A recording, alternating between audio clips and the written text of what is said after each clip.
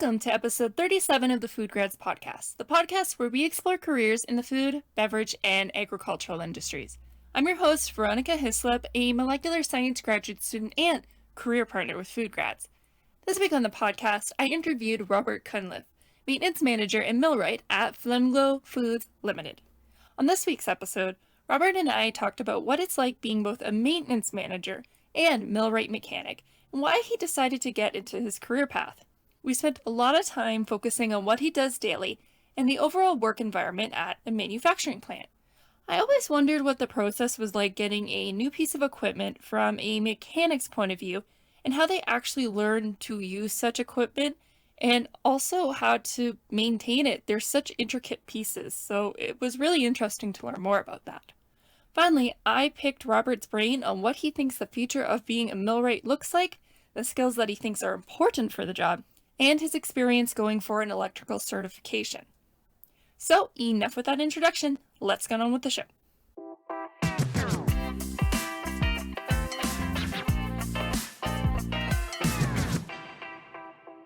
How are you? Are you able to hear me okay? Yeah, I got you on speakerphone in my truck. I ended up having to work a little bit late and go pick up a motor at a motor winding shop. So I'm just on my way back to work to drop it off. Okay, let me get myself situated. I have my questions in front of me, so I guess if you want to get started, I'm ready. Okay. Alrighty, well, fire away with the questions. Okay. Like I say, I'll do my best to answer. Okay, awesome. I'm ready. Thanks, Rob. I'm curious to know more about what you do. It's always hard to get people who are in your kind of work to get a hold of them. You guys are kind of elusive online, I find, so I'm happy to be able to actually catch you to do this.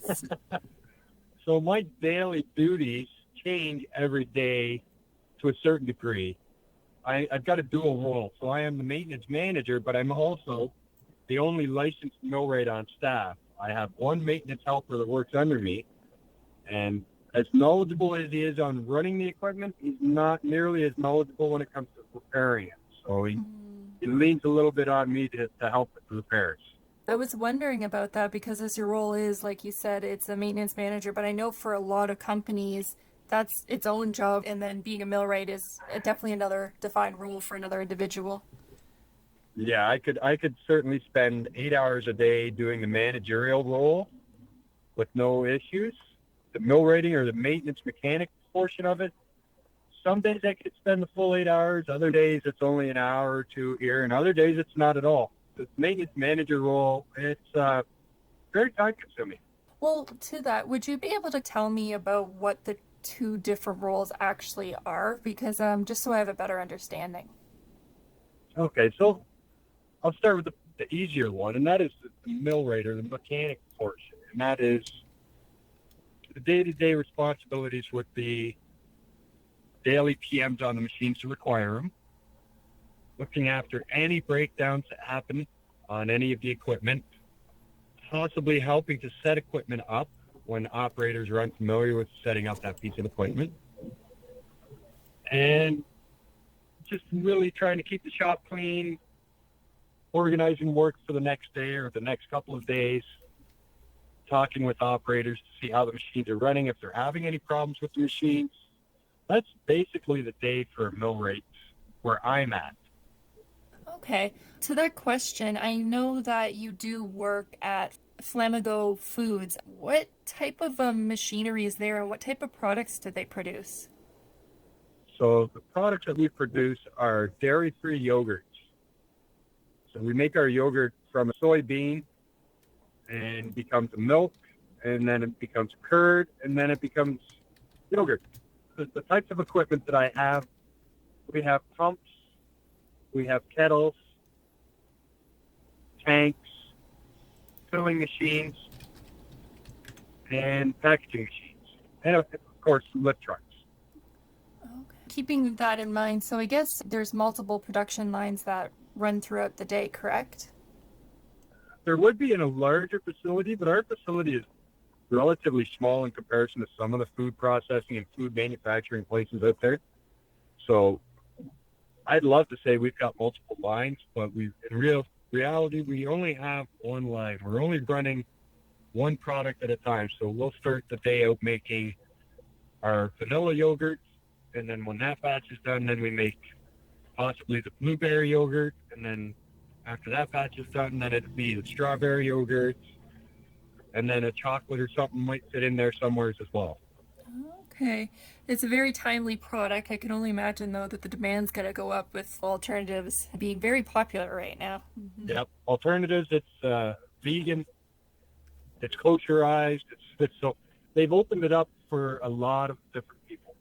It's really impressive how much it's really taken off in just even like 5 years compared to what the market was like in terms of dairy alternatives, especially in Canada, or at least the region we are in. To see so many of them, coconut, and just, it blows my mind, to be honest with you. Yeah. These guys have actually been around for 18 years now. Oh, wow. Wow. They were a very, very small company at one point, and obviously growing it over the years. And then I got to say 6 years ago, they decided that they wanted to grow it more and have their own building. So they put the plans in place and they built their own building. The building was finished 2 years ago. They moved into it and started producing in it just over a year ago. Oh, wow. That's awesome. That must have been, were you at the facility at the time that they did do this move? I started with the company August 31st of last year. So I was involved with the move. Again, being the only maintenance guy, it was a lot to try and undertake. I was trying to grasp what was going where, what equipment was still required for the old facility. It was a lot to try and take in.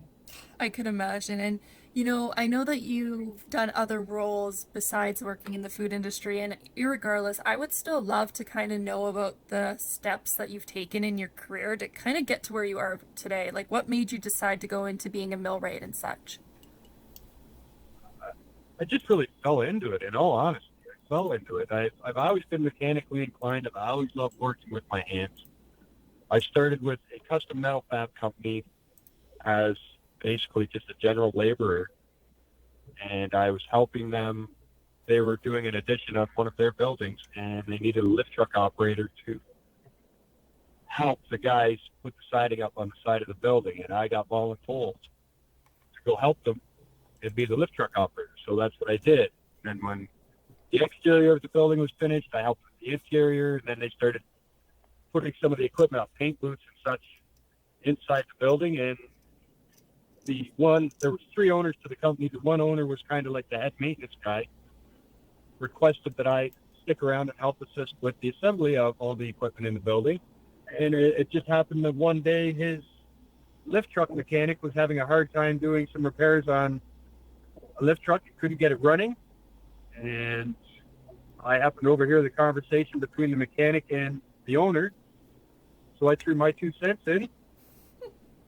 And the owner said, well, do you know how to work on cars and trucks and tow motors and stuff? I said, well, tow motors is the same as a car, really. It's got a motor and wheels. I know how to get them to run. I said, all right, well, go see if you can help me get it run. And between myself and the mechanic, we got the lift truck to operate, got it back into production, and from then on, I was in maintenance. Wow. Huh. So I fell into it. Do you think that that's a type of avenue that, do you think that it's as easy for someone to fall into a type of role like yours today? It's going to be a little more challenging. That the person would have to have some sort of mechanical aptitude to want to do a millwright role. That being said, not all millwrights are doing mechanical stuff. Some of them they're more focused on certain areas of the millwright industry, because the millwright industry covers so many different aspects. There's crane operation, that sort of stuff. So you might be a millwright that's doing that, or machinery moving. Just because you're moving the machines doesn't mean you're doing a whole lot of mechanical stuff. You might be just doing the rigging and loading it up and unloading it and that sort of stuff. You could be focused 100% on hydraulics. You could be focused on the mechanical side. Maybe even pneumatics, get into doing compressors and working on compressors and that sort of stuff. Maybe you're just going to do some welding and fabricating with a little bit of mechanical or hydraulics on the side. millwrighting covers a vast array of different jobs. I mean, I'm aware, so it doesn't really surprise me, but that's what actually kind of I find more intimidating to even, as an outsider looking in into like going, if someone was to go in this career, it seems like it's so vast and it'd be like, where the heck do I even start? It is very challenging trying to remember all the different areas and what happens in this area and what happens in that. It is very difficult. I personally enjoy it, but I do know guys that they're more focused. They're focused on just a portion of the millwrighting trade, not everything that millwrighting encompasses. Right. So if that ends up being the case, is it there like an overall millwrighting board, or is there more like millwrighting for, I know you just listed off some, I'm so sorry, I can't remember what you had mentioned with them all, but it's like, is there individual ones or do they all fall under the same umbrella?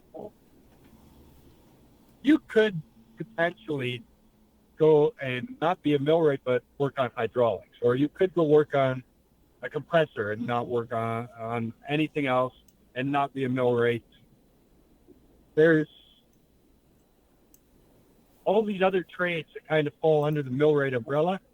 You could focus on just that and not even get your millwright ticket, and still be paid reasonably well, especially if you're good at it.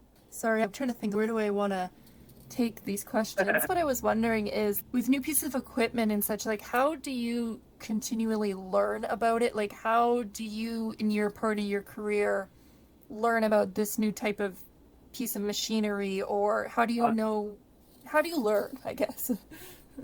The easiest way to learn is just to be hands-on, in my opinion. Now, some guys, I've worked with guys where a new piece of equipment comes in and they take that manual, because most pieces of equipment come with a manual of some sort, and they'll sit down and they'll read that from front to back, and they'll be able to go out and repair the machine or keep the machine running or do the maintenance on it.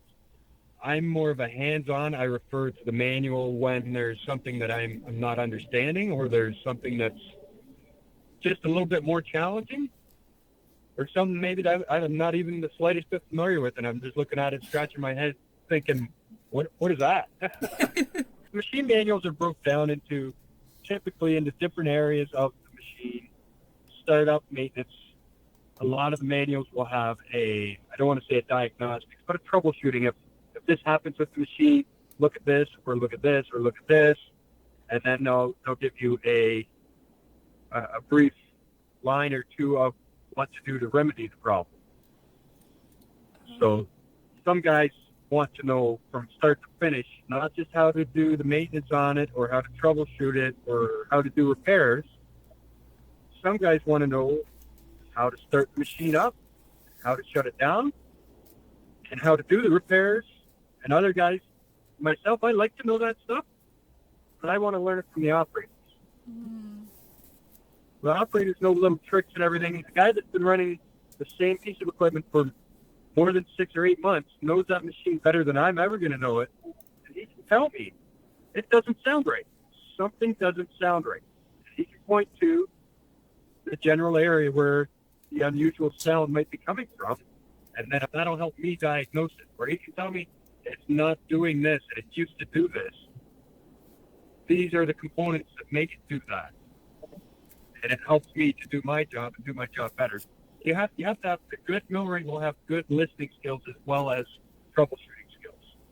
See, I'm so happy that you point that out, because when I worked in quality assurance, and if there was ever a problem, I was asking the line operators first, because it's like second nature to them. And you're right, like they can catch that little noise and say, yeah, there's something wrong in this area, but and then they just give you that support, and then you take it there, but they know their stuff. Exactly. Mm-hmm. But, and that was also another thing that I'm wondering. So again, you were mentioning about equipment and all that, but if equipment comes in, I don't know if you would know, it almost feels like the salespeople are the ones who are involved, but then that doesn't seem right to me. That, like, they're not the technical people knowing how the machines work. So I guess I'm wondering, like, how does the process of getting a new piece of equipment happen if you were doing a line extension or something? I can absolutely answer that. I am in the process of bringing in a new piece of equipment, so I can absolutely answer that question. Ooh, perfect timing. So our company is in the process of bringing in a pouch filling machine.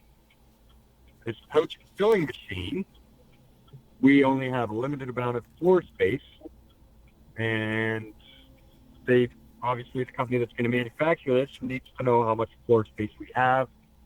One, to determine whether or not they can even get their piece of equipment to fit into this floor space, and two, to see if they can utilize the floor space for their piece of equipment. Like maybe the piece of equipment would fit, but it's not going to operate properly. So they got to try and determine that, yeah, if we lay it out this way, it'll open, and yes, we can make it work that way. Mm-hmm.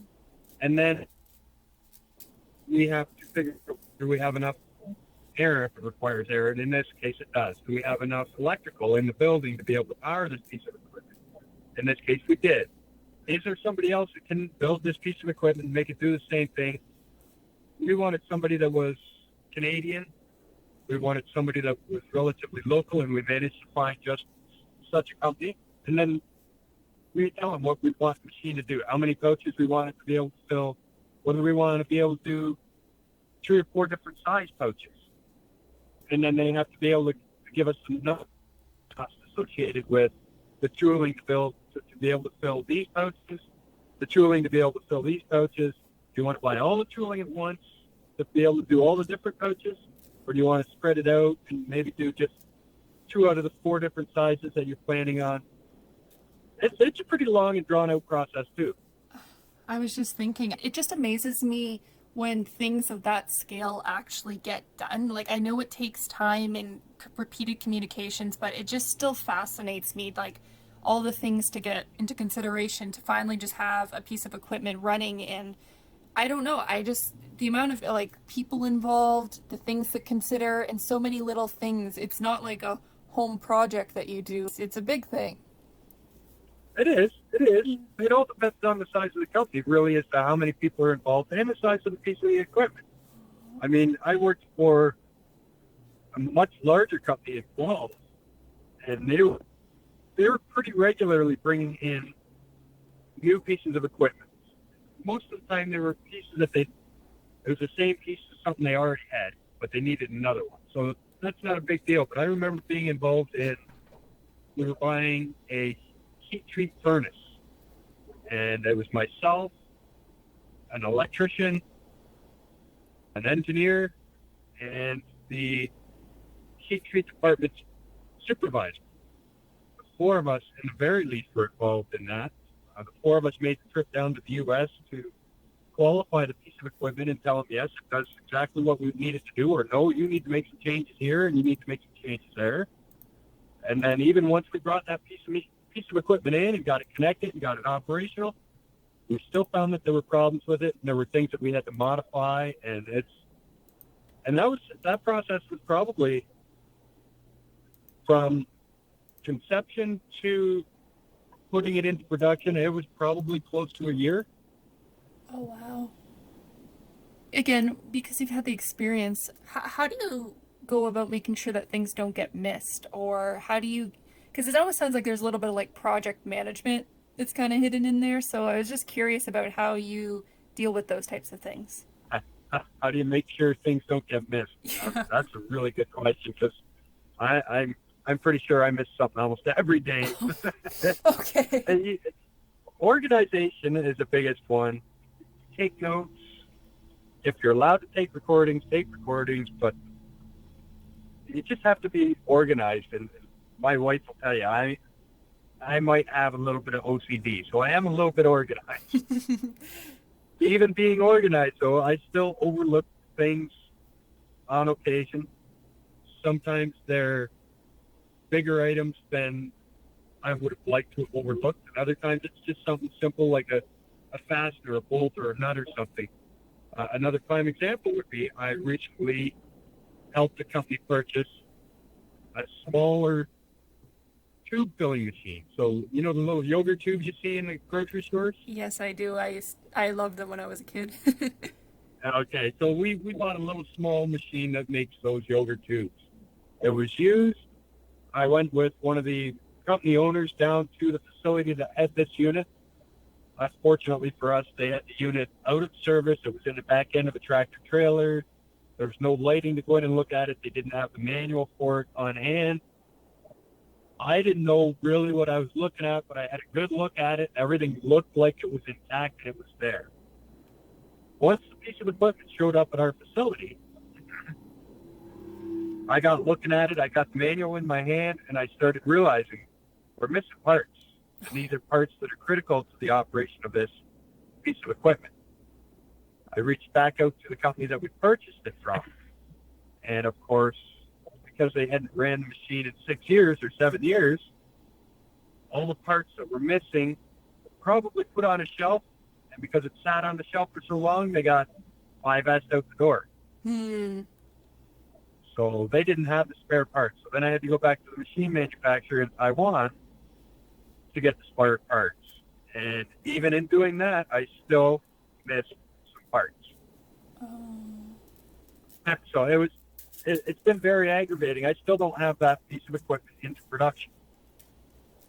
And that process started back in March, I believe. Sorry, you used a term. I think you said 5S. Could you just clarify what that is? It's actually 6S nowadays. It's basically keeping a clean and tidy and safe shop and eliminating waste. Oh, okay. So that's why it got thrown out, because it was a part of keeping clean. Yeah, it's if you keep something on your shelf for more than, it's probably different at different facilities, but a lot of places if it's been on the shelf and hasn't been used in 2 years, awesome. Oh, okay. That could be problematic. It can be, especially if you've got older equipment and some of the stuff that's sitting on the shelf is stuff that you can no longer get. How do you deal with that stuff too? Because even I work in a chemistry lab, and I'm looking at chemical names that I have no clue what they're used for, and they haven't been open in 5 years. I'm like, do I throw it out because we go through so many people in our lab? And I'm like, is it going to be useful? So how do you keep organized in your shop? So when we moved into the new facility, the guy that was handling the maintenance department before wasn't technically the maintenance guy, but he did do the maintenance. They didn't have an actual guy on staff, so they used to pay contractors to come in. He tried to keep parts that he saw failing on a regular basis in stock. So what they had for spare parts was very minimal. Since moving into the new facility, I've tried to build a little bit of a spare parts inventory. I think I got about 5, maybe 6 shelves of parts. Some of the parts are interchangeable between different pieces of equipment. Some of the parts are machine specific. So I've tried to break the shelves down into machine specific shelving. And then from there, it's these parts are for this area on that piece of equipment, and these parts are for this area on that piece of equipment.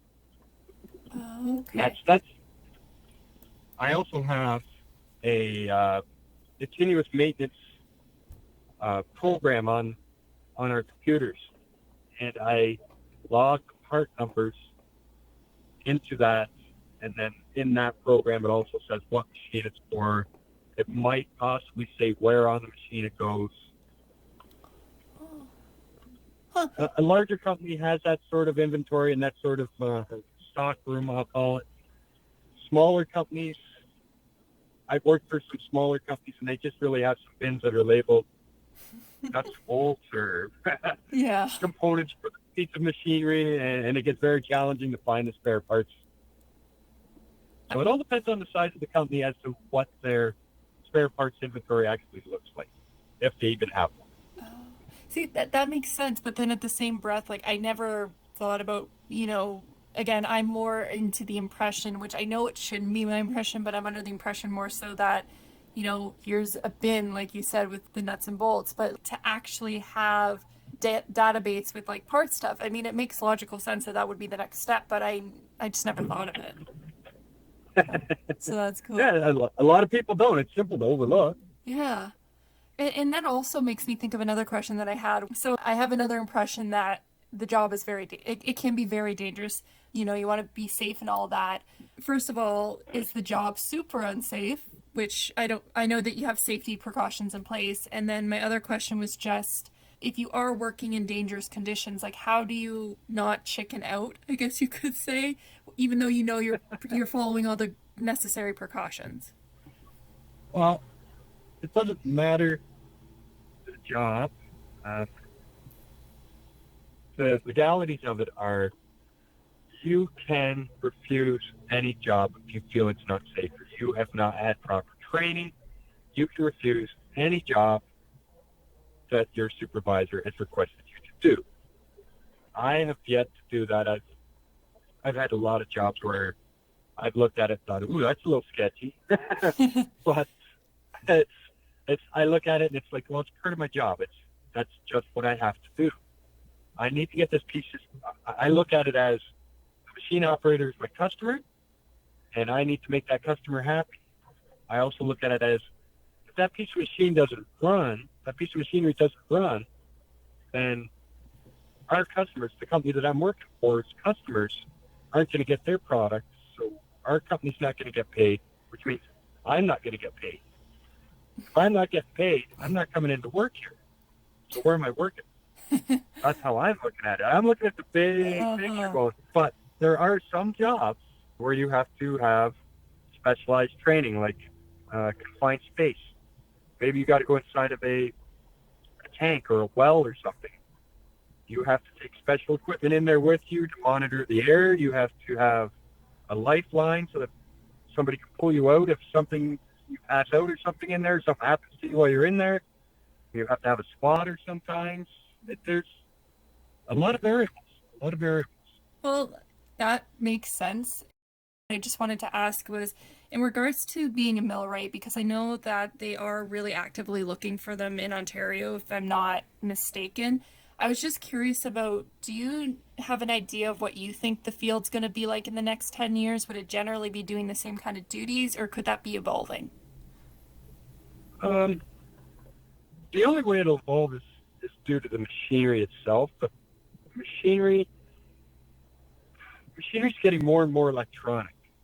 So a millwright that wants to work on the newer equipment and enjoys electronics would be wise to possibly take some courses on electronics or even get his industrial electrician certification as well.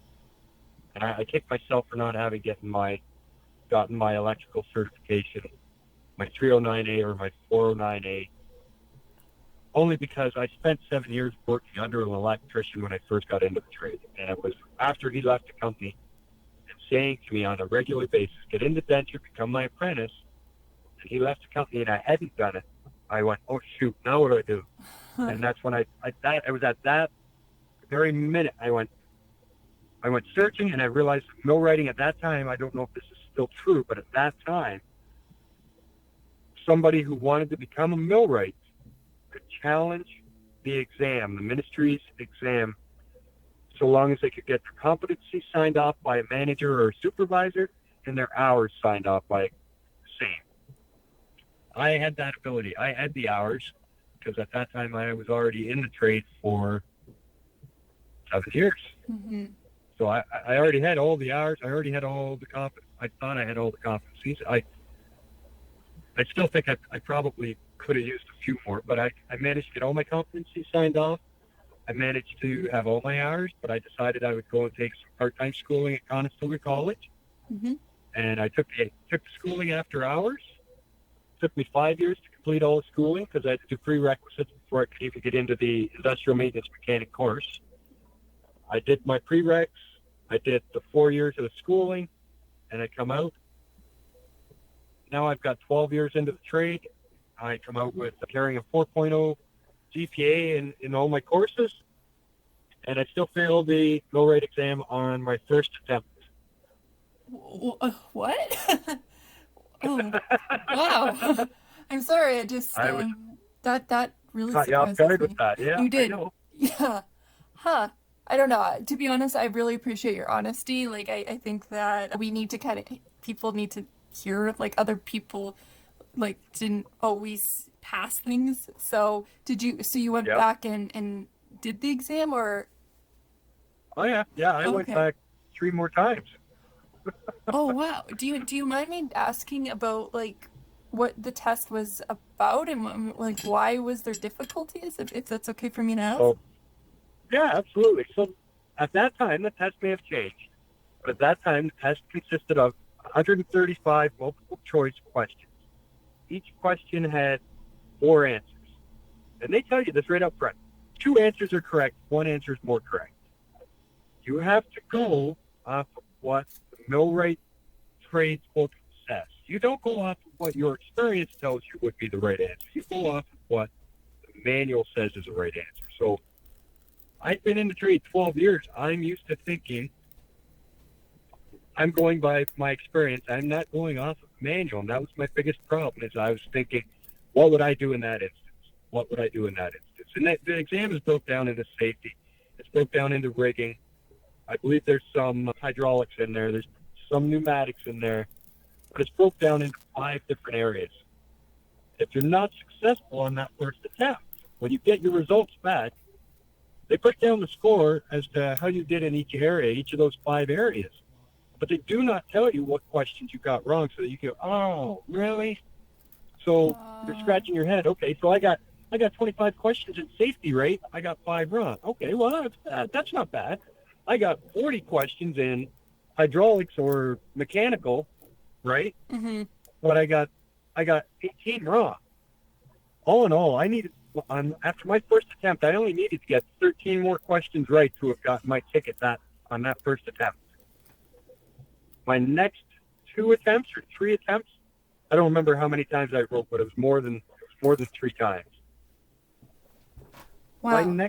All of my next attempts, except for the final one, my score got worse and worse and worse. That's Yeah, that's insane. I took 4 years off for trying to get my ticket. I finally said, you know what, I don't need my ticket. I'm a maintenance mechanic. I'm a millwright. I'm an unpapered millwright. That's all. I ended up working alongside another guy that had similar struggles getting his ticket. And he pushed me and pushed me and pushed me after working with me for about 6 months. And after almost 2 years of working with him, he finally got me to figure out what it was I needed to be able to go and write my ticket for what he had hoped and I had hoped would be the last time. And it turned out it was the last time. He pushed me. I went seeing a tutor the weekend before I was scheduled to write my exam, and then I went in and I wrote my exam, and I was successful. Well, good for you, but wow, that really, I think it also goes to show like as well, you, tests can be hard, especially multiple choice, and it's a skill set that it's kind of frustrating. Like I understand on one hand why it's there, but on the other hand, it's sometimes like, in safety, for example, intuitive, you train to be safe and you do those types of things, but then you get a quiz in front of you and you're like, they all sound right or they all sound wrong, and you wish you could just verbally talk it out, and you feel like that would be the way to deal with it. So I said to the Ministry of Colleges and Trades is what it was called at that time. I'm not sure if that's what it's still called. mm-hmm. The lady that was my workmate or whatever she was called, advisor, I told her straight up after I failed the second time, I says, you give me a piece of equipment. I don't care what it is. It's not running. I guarantee you, I can take it apart, put it back together, and make it work. But you give me a bearing and ask me what kind of a bearing that is. I said, I'll tell you right now, I won't know what kind of bearing that is. I will take that to my supplier, or I'll call my supplier and give them the numbers off the bearing, the dimensions off the bearing. I can do all that stuff. But you ask me what it is, I'm not going to know.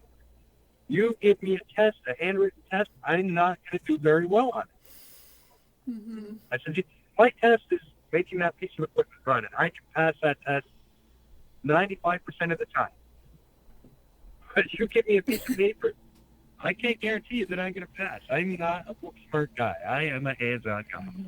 I even did a job interview where I went in, and the lady said to me, the HR lady said to me, she says, I hope you don't mind. I have a little test here for you to do. I'll give you a half an hour. You can go and sit in the boardroom and do it by yourself. I'm like, absolutely, not a problem. And I went in and I sat and I read all the questions on this test, and it was 2 pages front and back. I read all the questions. I went through. I did the ones that I knew popped out right off the top. Mhm. And that's maybe 15 minutes in, and she popped her head in. She says, "How are you making out?" I said, "To be honest, I'm not making out with a dam." She comes right into the river. She says, "Well, what seems to be the problem?" I said, "Same as I just said about the lady at the ministry." I says, "I'm a hands-on guy. I don't do well on written tests." Uh-huh. And I straight up asked her, I said, "What are you looking for in your maintenance guy?" Because I knew they were looking for somebody that had strong PLC skills. Mm-hmm. She said, "We need somebody that has strong PLC skills." I said, "Okay, well then, I'm not your guy. I do not have strong PLC skills. I can troubleshoot it. I can make it work, but it's going to take me a lot longer than somebody that has a lot more knowledge and a lot more experience with it." She said, "Well, okay, thank you very much for your honesty and being so upfront. Can I keep your name on file?" I said, "Absolutely." And we parted ways. Mm-hmm. I'm not ashamed to admit my inabilities, something I'm not very good at. I'm not ashamed to admit it because everybody's got something they're not good at. You can't be good at everything. No, that's true. And I appreciate you taking to be honest because, especially I try to be honest and upfront as well about it, but sometimes it's scary, to be honest, to admit your shortcomings. And I think you know that. And I know as long as you're willing to learn, or if you recognize that, it isn't your strength, but you build it up with another area to compensate for that. And that's kind of where also teams come into play, where you can lean on to another person. So I appreciate your honesty for people to recognize that, you might not be well suited for writing tests and all that, but this career path is still, if you're good with your hands, like this is a place that you could do good at. So, Yeah. so Yep, exactly. My son is 22 years old, and he managed to fall into a Millwright apprenticeship straight out of high school. So he's in his final term of his apprenticeship, and because I'm his dad, I might be a little bit harder on him, and I'm a little more blunt. And I don't think he understands just how challenging this test is. I told him, and he knows. He was young enough, old enough to know I was writing my ticket that it's not as easy as you think it's going to be. no, You just have to go in there prepared, study, do whatever you got to do to try and get that information that was in that manual stuck in your head, and not your experience for the 4 years that you were doing your apprenticeship. mm-hmm. Well, I think you've done the trials and tribulations that you want to just really drive it home. So I guess that would be a perfect time to just ask my last question. What advice would you give a student or a new graduate looking to enter in a career similar to yours? Ask questions. Ask lots of questions. Don't be afraid to fail. Easier said than done. Asking questions sometimes can be as hard or harder than failing. Were you reading my mind? No, it can be very difficult. I push 50 years old, and there are things that I hesitate to ask about. Wow. I know better, but there's still things that I'm maybe not ashamed of, but afraid to ask, or feel that somebody thinks that I should already know the answer to that question. And it might take me a few minutes to build up the courage to say, "Hey, how do you do that?" Or, "Hey, what's that?" I'm not perfect either. And there's sometimes I probably should ask more questions and don't. Okay. Well, I've asked a lot of questions, and to be honest, it's been really good for me having these experiences to talk to individuals I never would have, and just have their attention. And it's been helping me a lot being able to ask like this, and it's actually been beneficial in my own life. So I encourage people to ask questions because it makes things less scary. Well, thank you so much. I hope I didn't make you wait in your car and you got to your destination.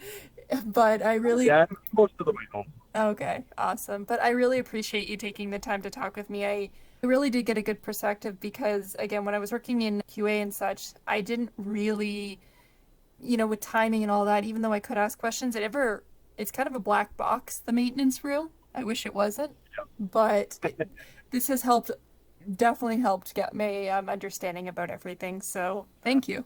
Well, the maintenance guys can be a little bit rough around the edges too, so it's not always the most approachable guy.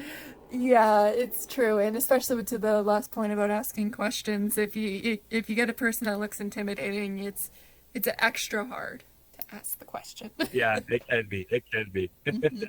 I'm glad I could help you with your questions. I hope it helps guide some of the generations looking or people looking to get into the trade, whether it's millwrighting trade or any other trade. I hope this helps them.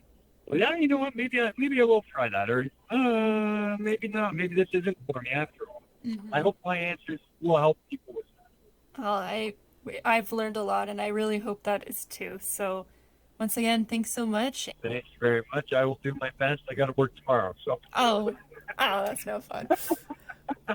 Well, enjoy your evening. but I will do my best to enjoy my weekend. You as well, and best of luck on your ventures. Thank you so much. Have a great day. You're welcome. You too.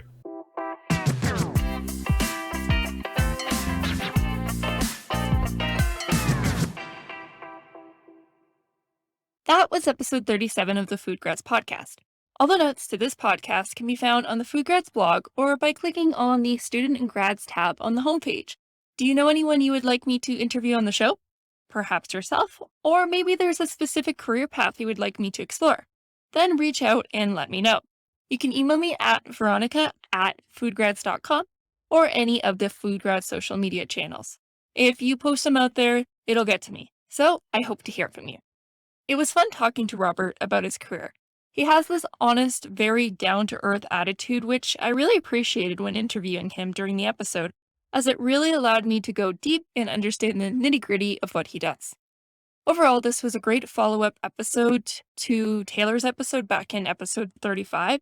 So if you want to know about her journey actually going to become a millwright mechanic, check that episode out. So following up with this episode, you can see where that potential career path could go if you wanted to become a millwright mechanic. There's a lot of room to grow.